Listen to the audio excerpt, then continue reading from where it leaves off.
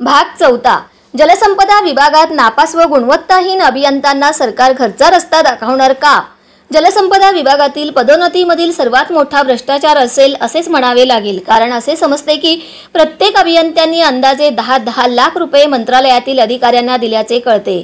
त्यामुळे हा भ्रष्टाचार अंदाजे 9 ते 10 कोटी रुपयांचा असणार आहे व ही सर्व कार्यवाही भाजप सरकारच्या कार्यकाळात झाली असल्याचे सूत्रांचे म्हणणे आहे।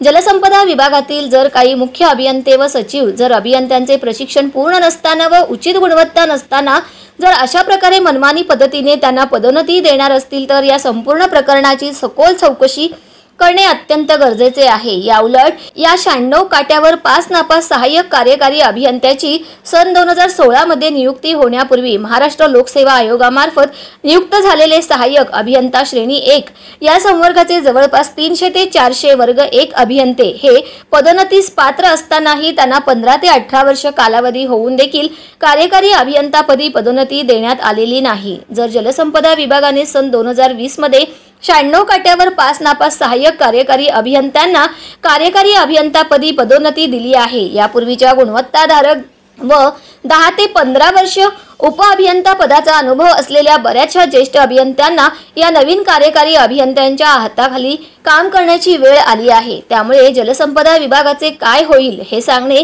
अशक्य आहे। त्यामुळे मोठ्या प्रमाणात विसंगती निर्माण होण्याची शक्यता आहे। तसेच यामुळे प्रकल्पाच्या कामकाजावरही विपरीत परिणाम होणार असल्याचे जाणकारांचे म्हणणे आहे।